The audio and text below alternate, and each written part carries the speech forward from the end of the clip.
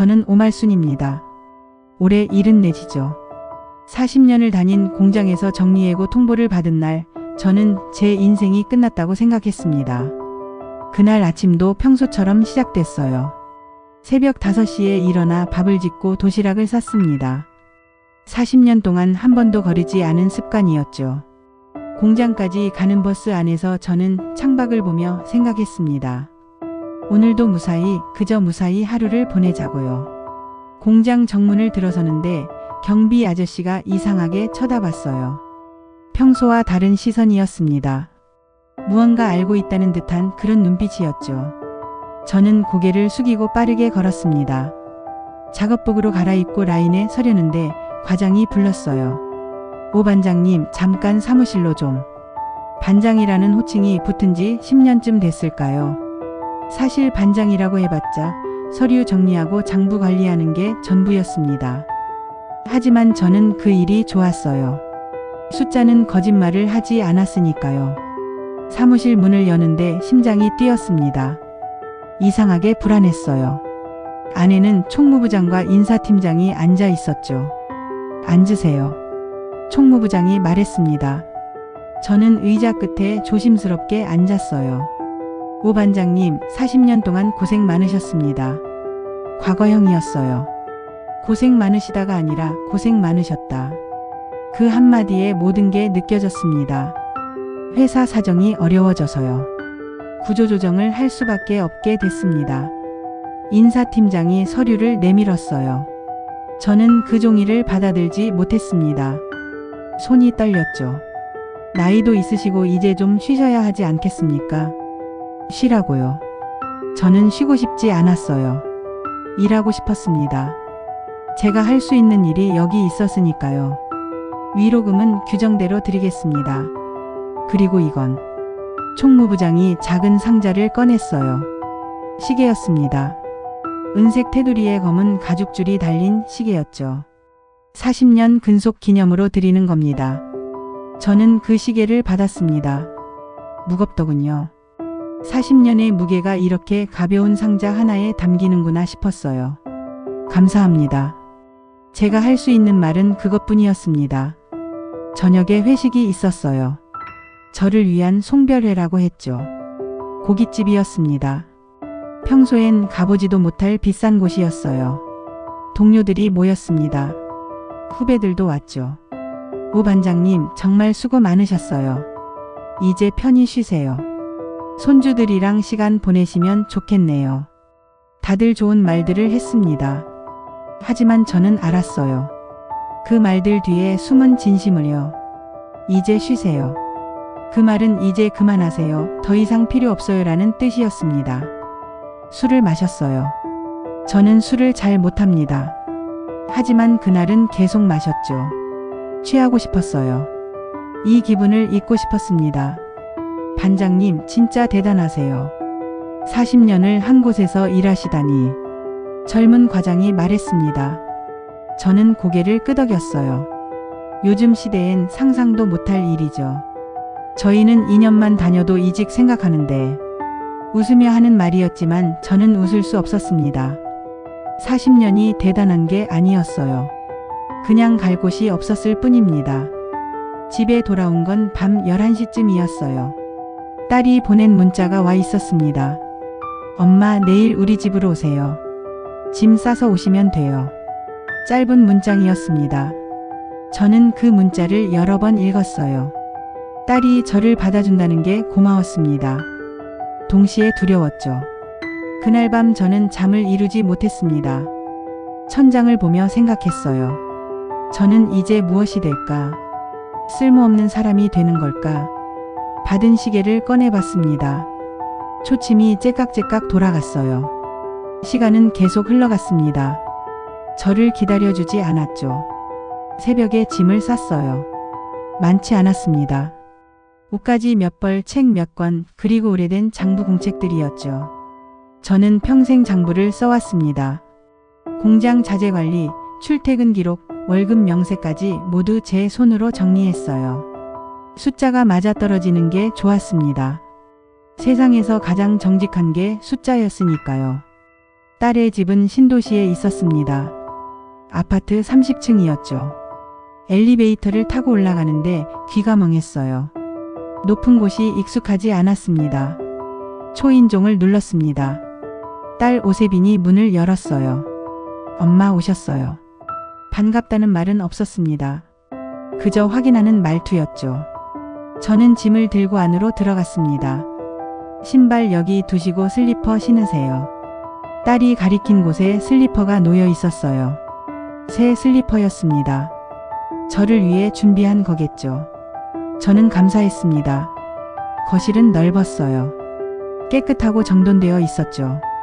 저는 제 낡은 가방이 이 집과 어울리지 않는다고 느꼈습니다. 방은 저쪽이에요. 작지만 쓰실 만할 거예요. 딸이 안내한 방은 정말 작았습니다. 침대 하나와 작은 책상이 전부였어요. 하지만 저는 만족했습니다. 지낼 곳이 있다는 것만으로도 감사했죠. 짐을 풀고 나오니 사위 최기준이 퇴근해서 들어왔습니다. 어머님 오셨군요. 사위는 저를 보더니 짧게 인사했어요. 표정이 굳어 있었습니다. 반갑지 않다는 게 느껴졌죠. 저녁 식사는 조용했습니다. 딸이 차린 음식을 먹으며 사위는 한마디도 하지 않았어요. 저도 입을 열지 못했습니다. 그저 젓가락질만 했죠. 어머님, 낮에는 집에만 계실 거죠? 사위가 갑자기 물었습니다. 저는 고개를 끄덕였어요. 네, 나갈 일이 없을 것 같습니다. 그게 좋겠네요. 저희 집은 보안이 중요해서요. 보안이요. 무슨 말인지 이해할 수 없었습니다. 하지만 저는 묻지 않았어요. 그날 밤 작은 방에 누워 저는 시계를 다시 꺼내봤습니다. 째깍째깍 소리가 유난히 크게 들렸어요. 시간이 흐르고 있었습니다. 제 인생도 함께 흘러가고 있었죠. 저는 생각했습니다. 이제 저는 무엇을 해야 할까? 딸의 집에서 조용히 지내다 죽는 걸까? 그게 제 인생의 끝일까? 창밖을 보니 도시의 불빛이 반짝였어요. 수많은 창문에 불이 켜져 있었습니다. 그 안에는 각자의 삶이 있겠죠. 저는 그중 하나가 된 겁니다. 그저 하나의 점이 된 거예요. 딸의 집에서의 생활은 조심스러웠습니다. 저는 매일 아침 일찍 일어났어요. 옛날 습관 때문이었죠. 새벽 5시면 눈이 떠졌습니다.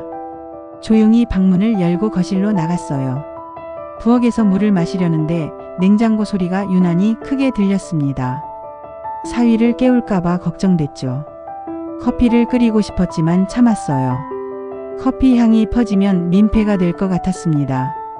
그냥 물만 마시고 방으로 돌아왔죠. 창가에 앉아 해가 뜨는 걸 봤습니다. 도시의 아침은 공장 근처와 달랐어요. 조용했습니다. 사람들 소리도 기계 소리도 들리지 않았죠. 오세빈은 아침 8시에 일어났습니다. 딸은 국회의원 보좌진으로 일했어요. 바쁜 사람이었죠. 저는 딸이 일어나기 전에 화장실을 다녀왔습니다. 아침 시간에 화장실을 쓰면 방해가 될 테니까요. 엄마 일찍 일어나셨네요. 딸이 거실로 나오며 말했습니다. 저는 소파 끝에 앉아 있었어요. 습관이 돼서. 아침은 드셨어요? 아직이야. 너희 먹을 때 먹으려고. 딸은 고개를 끄덕이고 부엌으로 갔습니다. 토스트를 구우며 딸이 말했어요. 엄마 낮에 집에 계실 때 혹시 청소 같은 거 해주실 수 있으세요? 그럼 당연하지. 감사해요. 저희가 너무 바빠서 집 관리가 잘 안 되거든요. 저는 고개를 끄덕였습니다. 청소라도 할 수 있다는 게 다행이었어요. 그래도 제가 쓸모 있는 사람이 될 수 있으니까요. 사위는 9시에 나왔습니다. 최기준은 회사 임원이라고 했어요. 정확히 무슨 일을 하는지는 몰랐지만 중요한 사람인 것 같았습니다. 어머님. 사위가 저를 보더니 짧게 인사했어요. 표정은 여전히 굳어 있었죠. 아침 드세요. 제가 말했습니다. 사위는 대답 대신 고개만 끄덕였어요. 식탁에서 사위와 딸은 태블릿을 보며 뉴스를 확인했습니다. 저는 조용히 토스트를 먹었어요. 입에서 소리가 날까봐 천천히 씹었죠. 오늘 저녁 늦을 것 같아요. 딸이 사위에게 말했습니다. 나도 회식 있어. 늦을 거야. 그럼 엄마 혼자 저녁 드시겠네요. 딸이 저를 봤어요. 미안하다는 표정은 아니었습니다. 그저 사실을 확인하는 눈빛이었죠. 괜찮아. 나 혼자 잘 먹을게. 냉장고에 반찬 있으니까 드세요. 밥은 전기밥솥에 있고요. 알았어. 둘이 출근하고 집은 고요해졌습니다. 저는 설거지를 했어요. 그리고 청소를 시작했죠. 거실을 쓸고 닦았습니다. 침실도 정리했어요. 화장실을 깨끗이 닦고 베란다까지 청소했죠. 몇 시간이 걸렸습니다. 점심은 간단히 먹었어요.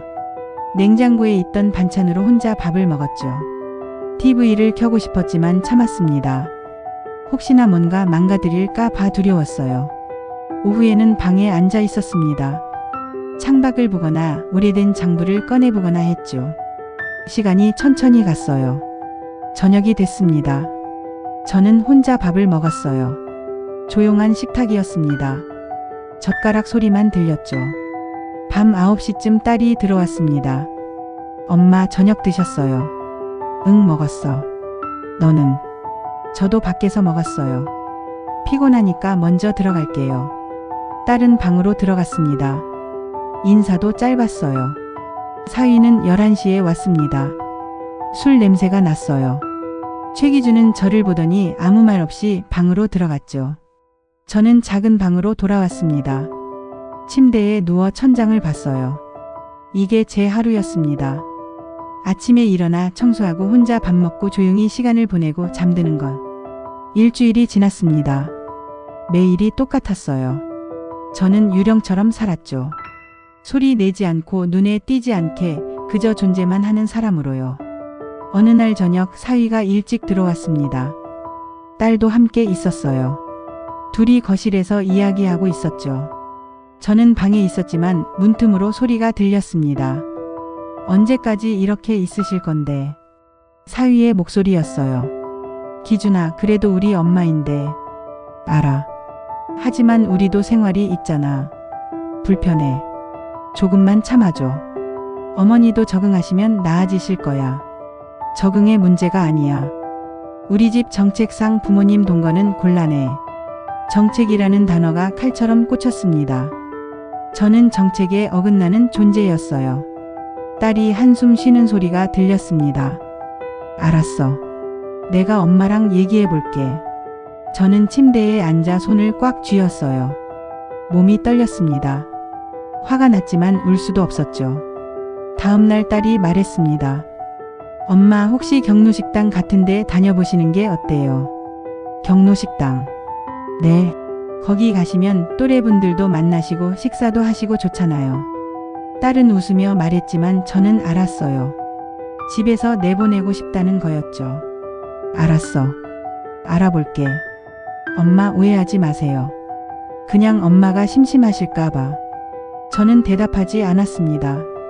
무슨 말을 해야 할지 몰랐어요. 그날 밤 저는 또 시계를 꺼내봤습니다. 째깍째깍 소리가 들렸어요. 시간은 계속 흘렀죠. 저는 생각했습니다. 제가 짐이 됐구나. 딸에게, 사위에게 이 집에 짐이 된 거예요.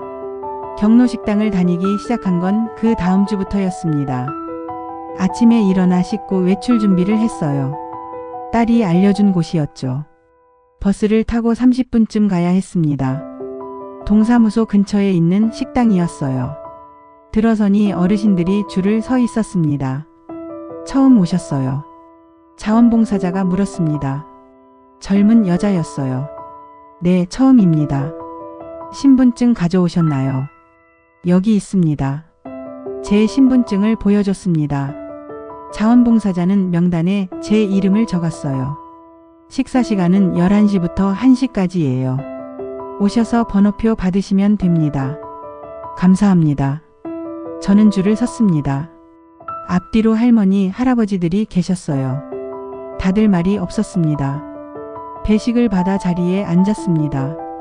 국과 반찬, 밥이 나왔어요. 맛은 괜찮았습니다. 혼자 먹고 있는데 옆자리에 누군가 앉았어요. 첫날이시죠. 돌아보니 할머니 한 분이 웃고 계셨습니다. 7대쯤 돼 보였어요. 네, 어떻게 아셨어요? 표정 보면 알아요. 다들 처음엔 그래요. 저는 오말순입니다. 박미화예요. 반가워요. 박미화 할머니는 밝은 분이었습니다. 말을 잘 걸었어요. 여기 자주 오세요. 맨날 와요. 갈 데가 여기밖에 없어서. 가족은 안 계세요. 있긴 한데 뭐. 안 보는 게 서로 편해요.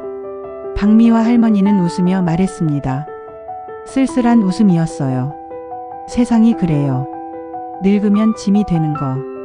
자식한테 기대면 2번 죽어요. 할머니의 말이 가슴에 박혔습니다. 맞는 말이었어요. 그래도 여기 오면 좋아요. 밥도 먹고 사람도 보고. 그렇군요. 저는 고개를 끄덕였습니다. 식사 후 박미화 할머니와 밖으로 나왔어요. 날씨가 좋았습니다. 말순 씨 뭐하고 사셨어요? 공장에서 일했습니다. 40년쯤요. 오, 대단하네요. 나는 식당 했어요. 30년 넘게. 그럼 요리 잘하시겠네요. 잘하죠. 근데 이제 안 해요. 할 이유가 없어서. 박미화 할머니는 또 웃었습니다. 저는 할머니가 마음에 들었어요. 솔직하고 담백한 분이었죠. 그렇게 일주일이 지났습니다. 저는 매일 경로식당에 갔어요. 박미화 할머니를 만나고 밥을 먹고 집으로 돌아왔죠. 딸의 집은 여전히 조용했습니다. 사위는 저를 피했어요. 말을 걸어도 짧게 대답하고 가버렸죠. 어느 날 저녁 저는 거실에 앉아 있었습니다. 딸과 사위가 방에서 싸우는 소리가 들렸어요. 도대체 언제까지 계실 건데? 기준아, 제발 좀. 아니, 나도 한계가 있어. 매일 집에 들어오면 분위기가 무거워. 우리 엄마잖아. 그래서 뭐. 나도 내 부모님 안 모시는데 왜 장모님만. 그런 식으로 말하지 마. 사실이잖아. 저는 그 이상 듣고 싶지 않았습니다. 방으로 들어가 문을 닫았어요. 침대에 앉아 눈물을 참았죠. 그날 밤 저는 잠들지 못했습니다. 새벽 2시쯤 됐을 때 핸드폰이 울렸어요. 딸에게서 온 문자였습니다.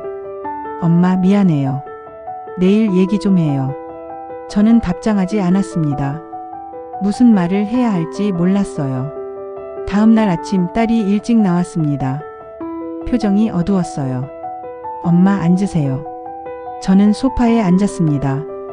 딸도 맞은편에 앉았죠. 엄마 정말 미안한데. 딸은 말을 잇지 못했습니다. 저는 기다렸어요. 기준이가 너무 힘들어해요. 엄마가 계시면 집 분위기가 불편하대요. 알아. 혹시 다른 곳을 알아보시는 게 어떨까요? 경로당이나 아니면. 알았어. 저는 짧게 대답했습니다. 더 들을 필요가 없었어요. 엄마 오해하지 마세요. 저도 정말 힘들어요. 딸의 눈에 눈물이 고였습니다. 하지만 저는 믿을 수 없었어요. 진짜 눈물인지 아니면 그냥 죄책감 때문인지. 내가 힘들면 내가 나가야지. 엄마, 괜찮아. 내가 알아볼게. 저는 일어났습니다. 방으로 들어가 짐을 쌌어요. 많지 않았죠. 옷가지와 장부 몇 건이 전부였습니다. 저녁 무렵 저는 집을 나왔습니다. 딸이 말리지 않았어요. 사위는 방에서 나오지도 않았죠. 비가 오기 시작했습니다. 저는 우산이 없었어요. 가방을 들고 버스 정류장으로 걸었죠. 정류장 지붕 아래 앉았습니다. 비가 세차게 내렸어요. 사람들이 우산을 쓰고 지나갔습니다. 저는 그들을 보며 생각했죠. 모두 집으로 가는구나. 돌아갈 집이 있구나. 저는 갈 곳이 없었습니다. 경로식당도 이제 문 닫았을 시간이었어요. 박미화 할머니 연락처도 없었죠. 주머니를 뒤져 지갑을 꺼냈습니다. 얼마 없는 돈이 들어 있었어요. 찜질방에 가기엔 부족했습니다. 그때 지갑 안쪽에서 명함이 나왔어요. 며칠 전 경로식당에서 누군가 준 거였습니다. 공유 오피스 주소가 적혀 있었죠. 혹시 일 찾으시면 연락 주세요. 그렇게 말하며 명함을 건넸던 사람이 기억났습니다. 젊은 남자였어요. 저는 명함을 손에 쥐고 앉아 있었습니다. 비는 계속 내렸어요. 옷이 젖었지만 상관없었습니다. 그날 밤 저는 버스 정류장에서 밤을 샜습니다. 잠이 오지 않았어요. 추웠지만 견딜만 했죠. 새벽이 왔습니다. 비가 그쳤어요. 저는 일어나 몸을 털었습니다. 명함을 다시 꺼내봤죠. 주소를 확인했습니다. 멀지 않았어요. 걸어갈 수 있는 거리였죠. 저는 가방을 들고 걷기 시작했습니다. 해가 떠올랐어요. 새로운 하루가 시작됐습니다. 명함에 적힌 주소로 가기 전에 저는 경로식당으로 먼저 갔습니다. 아침을 먹어야 했어요. 그리고 박미화 할머니를 보고 싶었죠. 식당에 들어서니 할머니가 이미 와 계셨습니다. 어머 말순씨, 왜 이렇게 얼굴이 안 좋아요? 박미화 할머니가 놀라며 물었어요. 어젯밤에 좀 못 잤습니다. 무슨 일 있어요? 저는 잠시 망설였습니다. 하지만 할머니 앞에서 숨길 수가 없었어요. 집에서 나왔습니다. 뭐? 할머니가 눈을 크게 떴어요. 딸 집에서요. 아이고 그래서 어젯밤을 어디서 잤어요? 버스 정류장에서요. 박미화 할머니는 한숨을 쉬었습니다. 그럴 줄 알았어요. 자식들이 다 그래요. 처음엔 데려가 놓고 나중엔 짐 취급하죠. 할머니의 말에 고개를 끄덕였습니다. 그래도 정류장에서 자다니.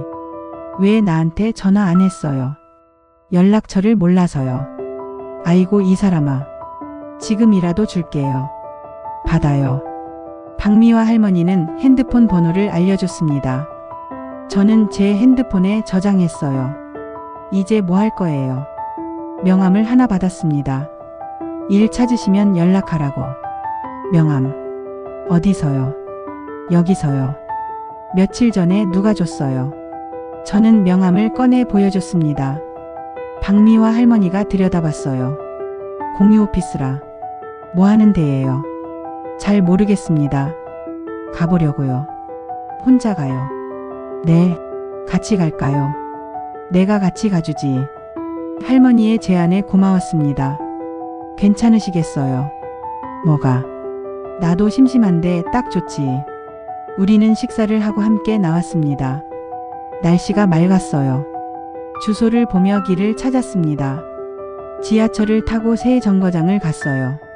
역에서 내려 걸었죠. 건물은 생각보다 작았습니다. 오래된 빌딩이었어요. 3층에 있다고 했죠. 계단을 올라갔습니다. 엘리베이터가 없었어요. 박미화 할머니가 힘들어했습니다. 천천히 가요. 괜찮아요. 운동 삼아. 3층에 도착했습니다. 유리문에 리스크 스타트업이라는 이름이 붙어 있었어요. 문을 열고 들어갔습니다. 안은 좁았어요. 책상 몇 개와 컴퓨터가 있었죠. 젊은 사람 3명이 일하고 있었습니다. 안녕하세요. 제가 인사했습니다.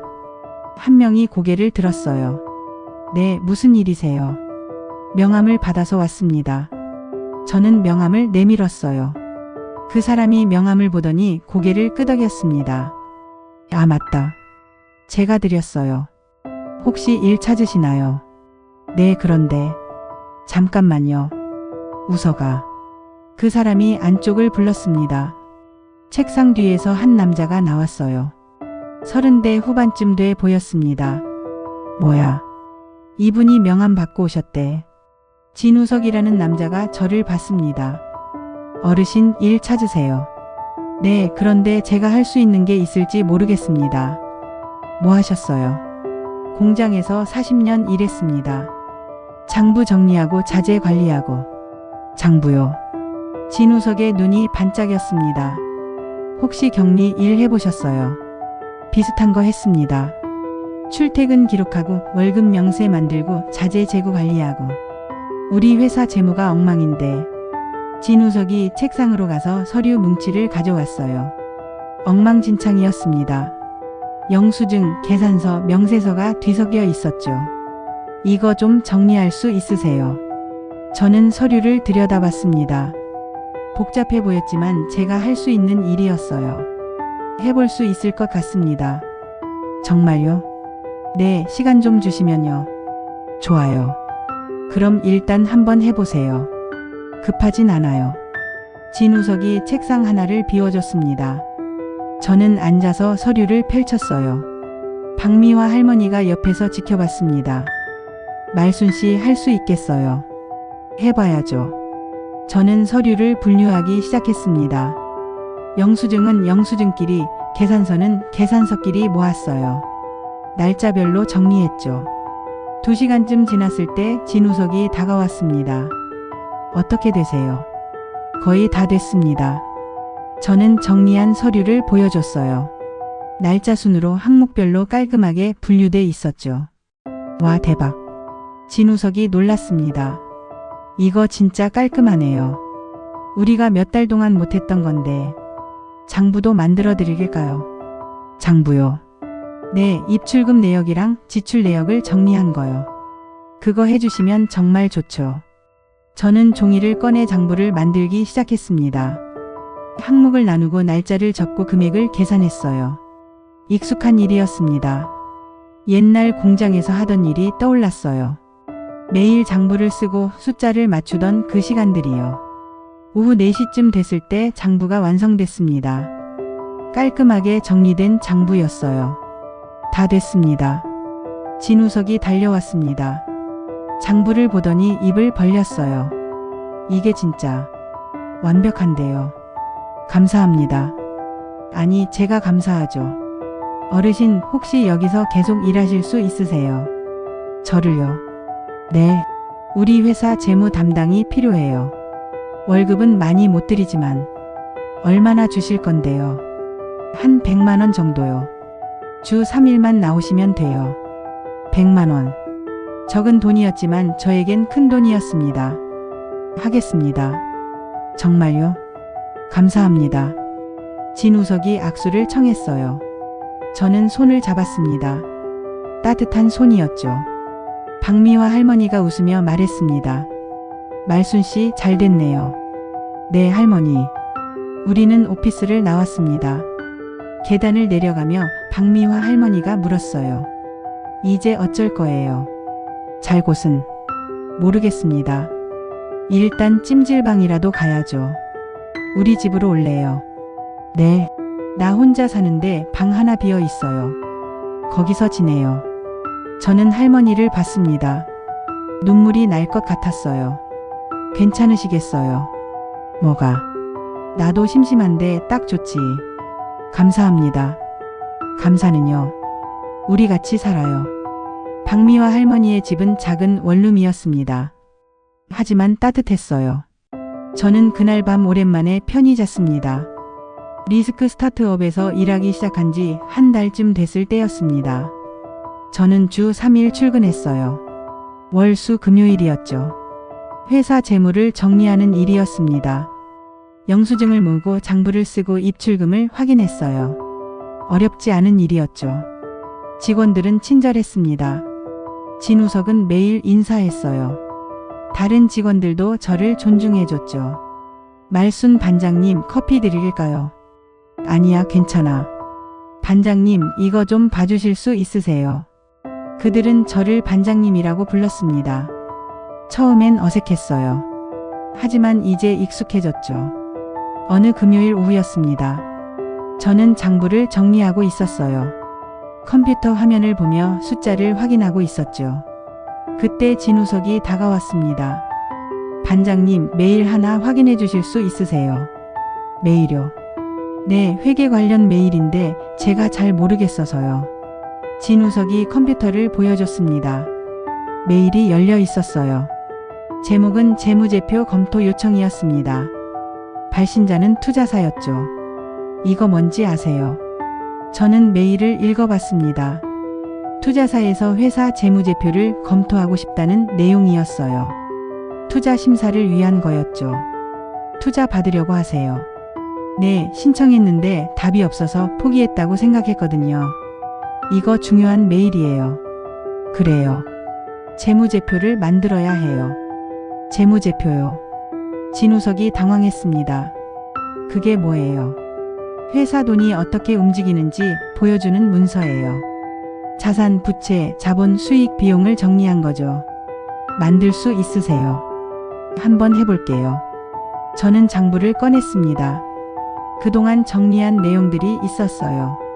입출금 내역, 지출 항목, 수익 내역이 모두 기록돼 있었죠. 컴퓨터를 켜고 엑셀을 열었습니다. 재무제표 양식을 검색했어요. 여러 양식이 나왔죠. 이게 재무제표예요. 진우석이 화면을 봤습니다. 복잡하네요. 천천히 하면 돼요. 저는 장부를 보며 숫자를 입력하기 시작했습니다. 자산 항목에 현금, 장비, 재고를 적었어요. 부채 항목에 대출금을 적었죠. 2시간쯤 걸렸습니다. 재무제표가 완성됐어요. 다 됐어요. 진우석이 달려왔습니다. 화면을 보더니 놀랐어요. 이게 진짜 재무제표예요. 네, 완벽한데요. 어떻게 이렇게 만드셨어요? 공장에서 비슷한 거 했어요. 자재 재고 관리하고 비용 계산하고. 대단하세요. 진우석은 다른 직원들을 불렀습니다. 얘들아 이거 봐. 반장님이 재무제표 만드셨어. 직원들이 모여들었어요. 모두 감탄했죠. 와 이거 진짜 깔끔하다. 우리 회계사 안 써도 되겠는데. 반장님 진짜 대박이시네. 저는 부끄러웠습니다. 하지만 기분이 좋았어요. 이거 투자사에 보내도 될까요? 진우석이 물었습니다. 한번 검토해봐야 할 것 같아요. 제가 검토할 수 있을까요? 제가 설명해 드릴게요. 저는 재무제표를 하나하나 설명했습니다. 자산이 뭔지, 부채가 뭔지, 자본이 뭔지 알려줬어요. 진우석은 열심히 들었죠.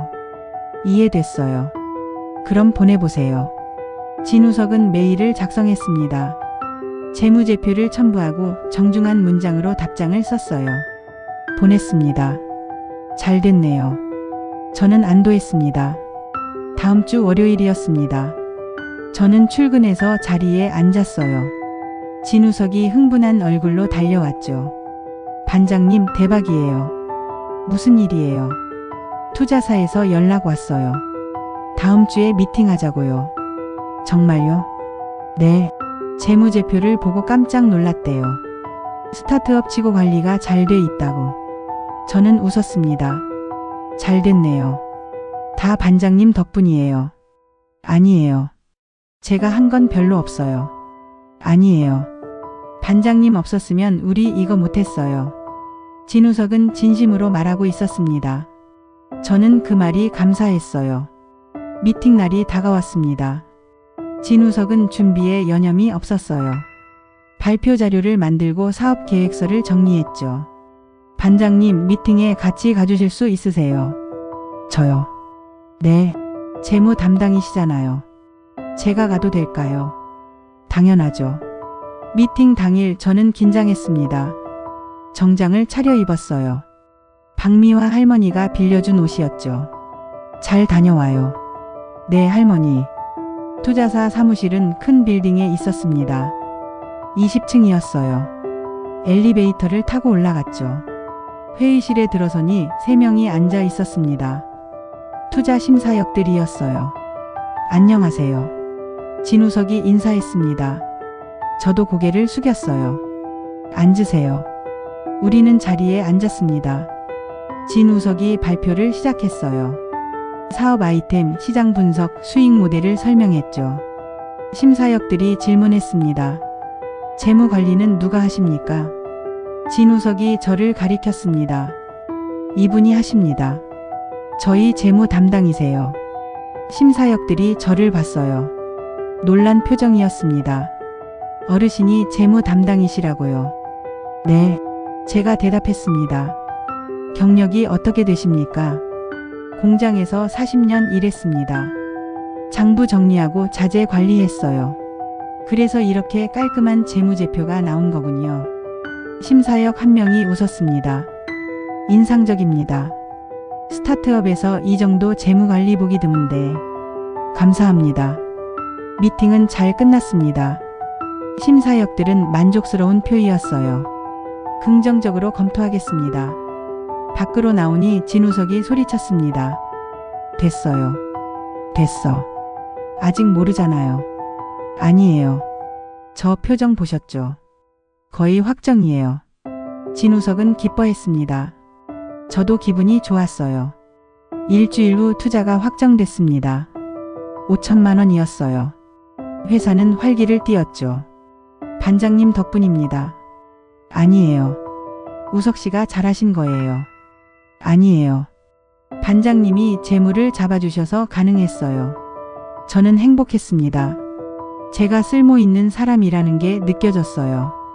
투자를 받고 회사는 빠르게 성장했습니다. 직원이 늘었어요. 5명이던 팀이 10명으로 늘었죠. 저는 여전히 재물을 맡았습니다. 이제는 급여 관리까지 했어요. 매달 급여 명세서를 만들고 세금을 계산했죠. 일이 많아졌지만 힘들지 않았습니다. 오히려 좋았어요. 바쁘다는 건 살아있다는 뜻이었으니까요. 어느 날 회사에 기자가 찾아왔습니다. 스타트업 전문 매체였어요. 혁신적인 시니어 고용으로 화제가 되고 계시더라고요. 기자가 말했습니다. 저희 회사 취재하고 싶습니다. 진우석은 기뻐했어요. 좋죠. 언제 하시겠어요? 다음 주 어떠세요? 기사가 나갔습니다. 온라인에 실렸어요. 70대 재무 담당이 있는 스타트업이라는 제목이었죠. 저의 사진도 실렸습니다. 장부를 정리하는 모습이었어요. 기사는 반응이 좋았습니다. SNS에서 공유됐어요. 댓글도 많이 달렸죠. 감동적이다. 이런 회사가 성공했으면 좋겠다. 어르신 멋지시다. 저는 부끄러웠습니다. 하지만 뿌듯했어요. 그런데 며칠 후였습니다. 딸에게서 전화가 왔어요. 엄마. 오세빈의 목소리였습니다. 오랜만에 듣는 목소리였죠. 응. 잘 지내셨어요? 응, 잘 지내. 기사 봤어요. 회사 다니신다면서요. 그래. 대단하시네요. 그 나이에. 딸의 말투가 이상했습니다. 진심이 느껴지지 않았어요. 엄마 혹시 시간 있으세요? 만나고 싶은데. 왜? 그냥요.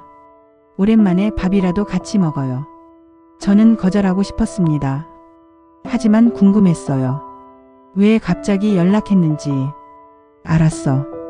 우리는 주말에 만나기로 했습니다. 딸이 식당을 예약했어요. 약속 장소는 고급 레스토랑이었습니다. 저는 긴장했어요. 이런 곳에 와본 적이 없었죠. 딸이 먼저 와 있었습니다. 화장을 진하게 했어요.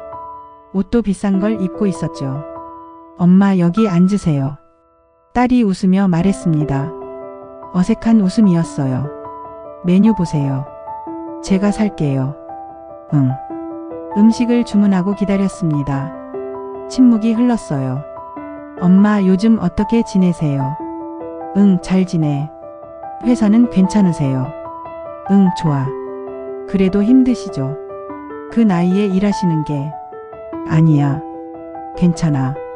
딸은 잠시 망설이더니 말했습니다. 엄마 사실은 할 말이 있어서 연락했어요. 뭔데? 기준이가 사업을 시작하려고 하거든요. 사위 이야기가 나왔습니다. 저는 표정을 굳혔어요.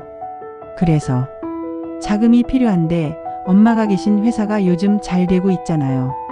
그게 나랑 무슨 상관이야. 엄마가 거기 재무 담당이시잖아요. 회사 사정을 잘 아시니까. 딸의 말을 듣는 순간 깨달았습니다. 돈이 필요해서 연락한 거였어요. 내가 뭘 원하는 거야. 투자 좀 연결해 주시면 안 될까요? 아니면 회사에서 협력 사업을 하던지. 안 돼. 저는 단호하게 말했습니다. 왜요? 그건 내가 결정할 일이 아니야. 엄마가 재무 담당이시잖아요. 그렇다고 내 마음대로 하는 게 아니야. 딸의 표정이 굳었습니다. 엄마 저희가 얼마나 힘든지 아세요? 모르겠어. 집도 사야 하고 애들 교육비도 들어가고. 그래서 엄마가 도와주셔야죠.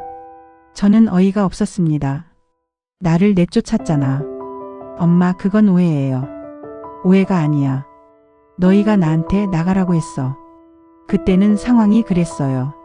상황이 그렇다고 부모를 내쫓아. 딸은 입을 다물었습니다.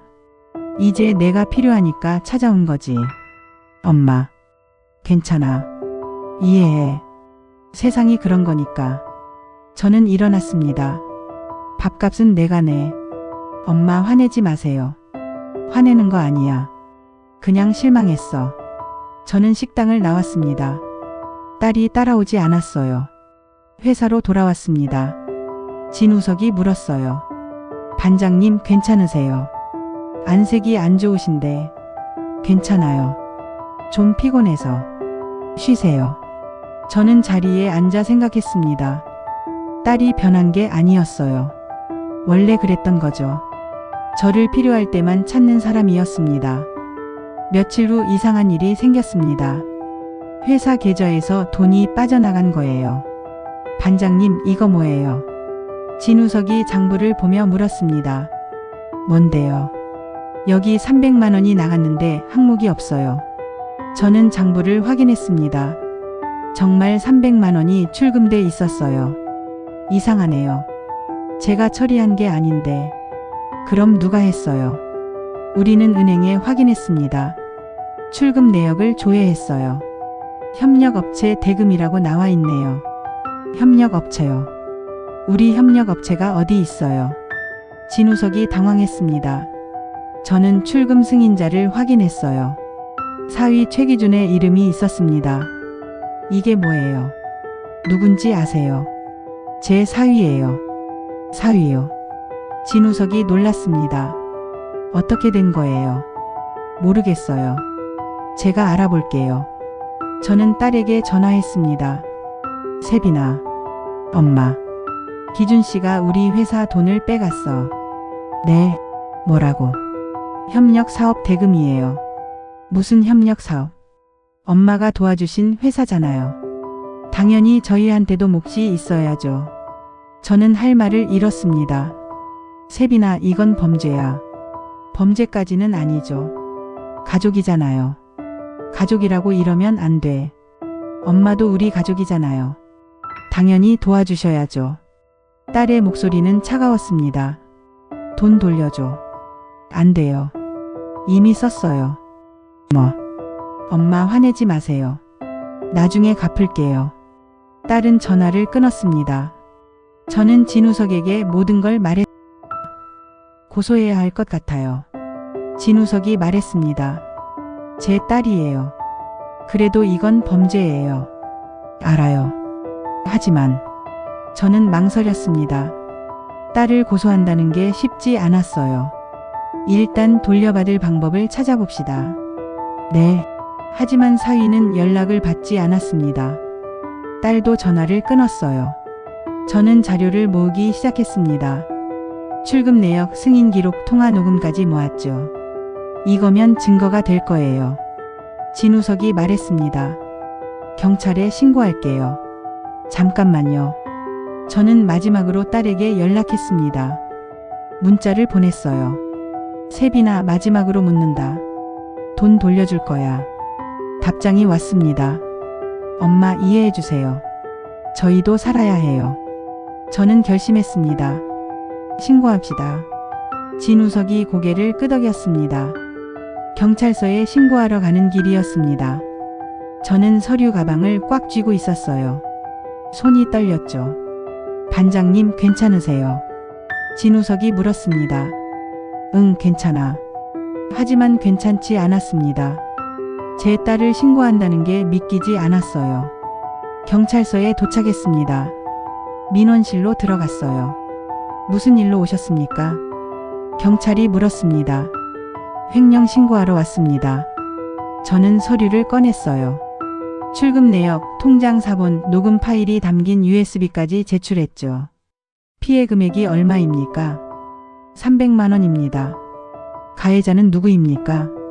저는 잠시 망설였습니다. 제 사위입니다.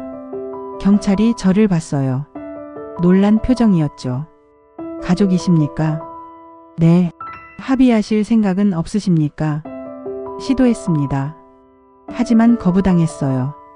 경찰은 서류를 검토했습니다. 일단 조사하겠습니다.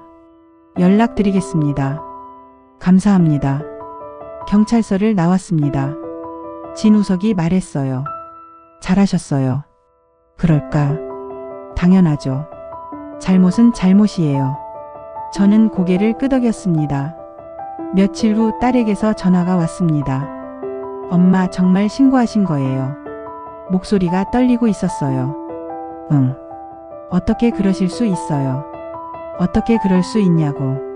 너희가 먼저 그랬잖아. 엄마, 저희 인생 망치려고 그러세요. 인생을 망친 건 너희야. 엄마, 세빈아, 나도 힘들어. 하지만 이건 옳지 않아. 딸은 울기 시작했습니다. 엄마, 제발요. 신고 취소해주세요. 돈 돌려줘. 지금 당장은 어려워요. 그럼 어쩔 수 없어. 저는 전화를 끊었습니다. 가슴이 아팠습니다. 하지만 물러설 수 없었어요. 회사 분위기는 무거웠습니다. 직원들이 다 알고 있었어요. 반장님 힘드시죠? 괜찮아. 저희가 응원합니다. 직원들의 말이 고마웠습니다. 박미화 할머니도 위로해줬어요. 잘하셨어요. 가족이라고 무조건 봐주는 건 아니에요. 고마워요, 할머니. 우리가 가족이에요. 진짜 가족은 피가 아니라 마음으로 이어지는 거예요. 할머니의 말에 눈물이 났습니다. 일주일 후 경찰에서 연락이 왔습니다. 사위분이 돈을 돌려주겠다고 합니다. 정말요?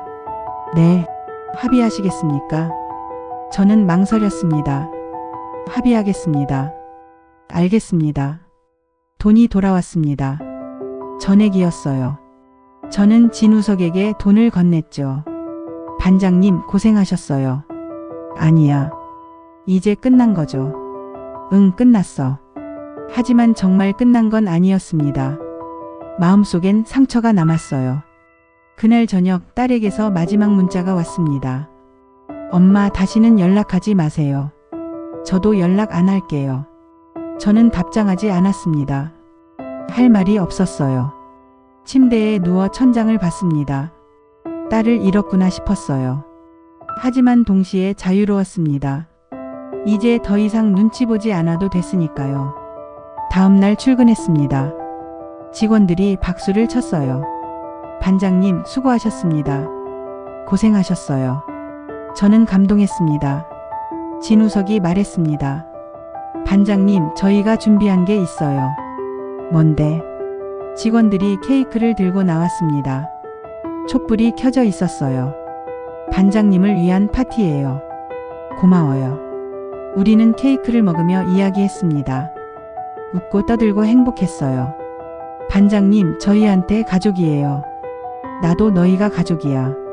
그날 저는 깨달았습니다. 진짜 가족은 피가 아니라 마음이라는 걸요. 저를 버리지 않은 사람들이 여기 있었습니다.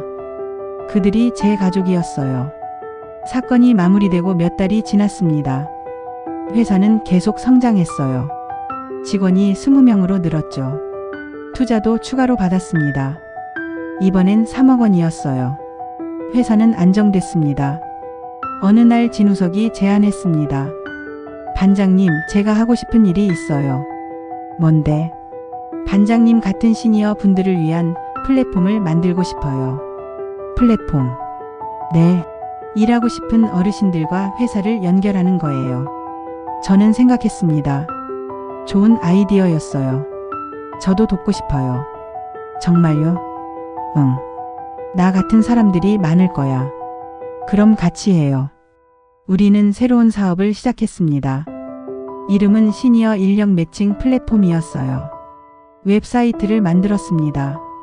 어르신들이 자신의 경력을 등록하면 회사들이 필요에 따라 연락하는 시스템이었죠. 처음엔 반응이 없었습니다. 하지만 포기하지 않았어요. 기사를 내고 SNS에 홍보하고 직접 회사들을 찾아다녔습니다. 박미화 할머니도 함께 했어요. 나도 일하고 싶어. 뭘 하고 싶으세요? 요리 가르치고 싶어. 나 30년 식당 했잖아. 좋은데요. 박미화 할머니는 요리 클래스를 열었습니다. 젊은 사람들이 모였어요. 할머니의 손맛을 배우고 싶어 했죠. 저는 회계 자문을 시작했습니다. 작은 회사들에게 재무 관리 방법을 알려줬어요. 일이 늘어났습니다. 저희 플랫폼에 등록하는 시니어가 늘었어요. 회사들도 관심을 보였죠. 반년 후 저희는 100명의 시니어를 연결했습니다. 일자리도 50개 만들었어요. 언론에서 주목했습니다. 방송 인터뷰 요청도 들어왔죠. 오말순 씨, 어떻게 이런 일을 시작하셨습니까? 기자가 물었습니다. 저는 쓸모없다고 느꼈어요. 딸한테도 버림받았죠. 하지만 진우석 대표와 동료들이 저를 믿어줬어요. 감동적입니다. 나이가 많다고 쓸모없는 게 아니에요. 경험과 지혜가 있죠. 그걸 나누고 싶었어요. 방송이 나간 후 반응이 뜨거웠습니다. 전국에서 연락이 왔어요. 저도 일하고 싶습니다. 우리 회사에서 시니어를 채용하고 싶습니다. 저희는 더 바빠졌습니다. 1년 후 저희는 500명을 연결했습니다. 이제 작은 회사가 아니었어요. 진우석이 제안했습니다. 반장님, 독립법인을 만들어요. 독립법인. 네. 말순 오피스라고 이름 지어요. 내 이름을. 당연하죠. 반장님이 만든 거예요. 저는 부끄러웠습니다. 하지만 기뻤어요. 말순 오피스가 설립됐습니다. 저는 대표가 됐어요. 사무실도 옮겼습니다. 큰 건물로요. 직원도 10명이 생겼죠. 개업식 날이었습니다. 많은 사람들이 왔어요. 시니어 분들, 협력 회사들, 언론까지요. 박미화 할머니도 왔습니다. 말순 씨 축하해요. 고마워요, 할머니. 이제 진짜 시작이네요. 네, 시작이에요. 저는 단상에 올라 인사말을 했습니다.